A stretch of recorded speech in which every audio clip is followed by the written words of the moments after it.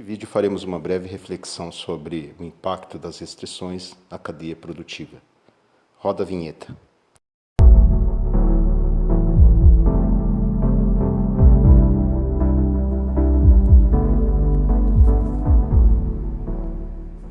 Há um poema em língua inglesa chamado For Want of a Nail, que ilustra bem o que acontece quando a falta de um item crítico, que pode parecer insignificante à primeira vista, é um gatilho de uma cadeia de eventos que pode provocar uma ruptura em um processo.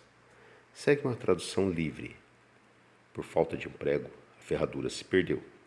Por falta de uma ferradura, o cavalo foi perdido. Por falta de um cavalo, o mensageiro se perdeu. Sem o mensageiro, a mensagem não chegou. Por falta da mensagem, a batalha se perdeu. Da perda da batalha, o reino se perdeu. Tudo por causa de um prego de ferradura. O que temos aqui é uma lição de causalidade. Um evento trivial, a indisponibilidade de um prego de ferradura, provocando uma sequência de eventos que culminaram na perda do reino. Cada passo ao longo do caminho ganha escala, tendo uma consequência maior. Isto até parece a teoria do caos, ou o efeito borboleta. Clichês à parte, o fato é que atualmente as economias são longas e intrincadas. O conceito de manufatura Lean é uma meta a ser alcançada por todos, sendo sinônimo de eficácia e eficiência. Isto implica em esperar tudo a ser produzido na hora certa, sem desperdícios de tempo ou materiais, com estoques reduzidos. Por ser uma cadeia complexa, isto pode ser quebrado, desencadeando uma série de eventos. Qualquer dificuldade criada por uma força maior pode fazer com que este belo arranjo gerado pelo livre mercado entre em colapso. Se um microchip semicondutor faltar, é capaz de parar linhas de montagem de carros de várias montadoras. De fato, isso é o que já vem ocorrendo. O CEO da Intel, Pat Gelsinger, disse em uma entrevista ao programa americano 60 Minutes, da CBS News, que a crise de falta de semicondutores não irá acabar tão cedo. Abre aspas. Temos alguns anos até que possamos atender essa demanda crescente em todos os aspectos do negócio. Fecha aspas. Com a pandemia e o isolamento, houve um aumento no uso de eletrônicos, como celulares e tablets, o que aumentou a demanda por microchips em outros setores da economia, gerando a falta deste componente para as montadoras. É daí também que surge o aumento das tensões no Sudeste Asiático, com Taiwan sendo assediada pela China, pois Taiwan é um grande produtor de semicondutores. Entre outros motivos. Outro exemplo de quebra da cadeia de suprimentos: se uma lanchonete não pode contratar mais funcionários por conta da pandemia, os frigoríficos terão de fechar linhas de produção. Os criadores de gado ficarão presos com suas vacas.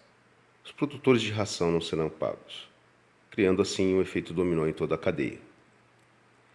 Todo este ambiente de negócios fica cada vez mais difícil, quando os preços absolutamente flutuam de forma volátil todo dia e as cadeias de suprimentos não estão mais confiáveis. Nada que seja tão ruim possa piorar.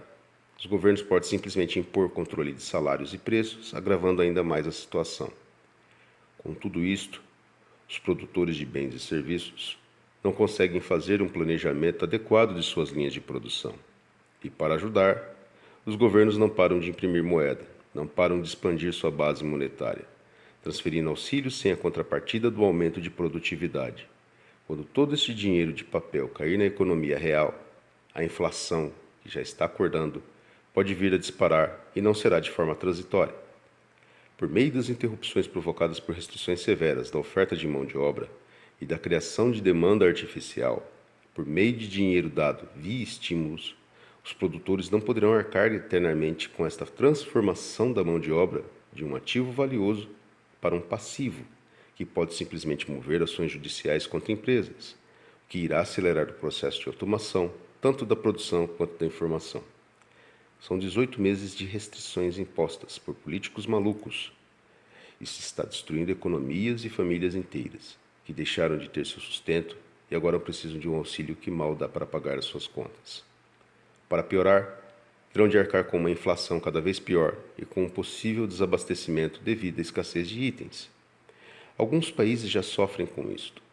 Na Argentina, por exemplo, já existe o congelamento de preços, uma política chamada de precios máximos. Empresários são tratados como se fossem bandidos, em investigações arbitrárias por parte do governo argentino. Uma redição do que aconteceu aqui no Brasil, na época dos fiscais do Sarney. Como se a riqueza pudesse ser produzida do nada. Por um passe de mágica, os políticos e burocratas acham que os lockdowns e restrições não iriam fazer com que a cadeia produtiva fosse colapsar e, para piorar, dá-lhe impressão de dinheiro e envio de estímulos. É aquela velha máxima: os governos criam dificuldades para vender facilidades. Isso terá consequências não somente econômicas, mas também sociais, com parte da população achando que não será necessário mais trabalhar para gerar riqueza. Afinal de contas, tudo vem do governo. E do outro lado, os produtores tendo que lidar com escassez de insumos e mão de obra, passarão a enxergar a mão de obra como um passivo ao invés de um ativo. Começarão a intensificar ainda mais a automação, que já estava crescente. Do outro lado da equação, os governos, que criaram o problema das restrições excessivas e sem critérios, quebrando a cadeia produtiva e agravando a situação com controles de preços e mais impressão de dinheiro, corrompendo a sociedade e seus valores.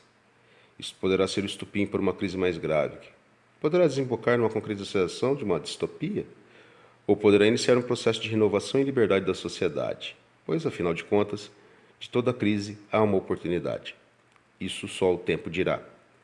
Se os políticos conhecem realmente este poema antigo, simplesmente não aprenderam com ele. Por conta da falta de um prego, o reino foi perdido. Obrigado por assistir esse vídeo. Se você gostou, deixe o like e considere se inscrever no canal. Muito obrigado.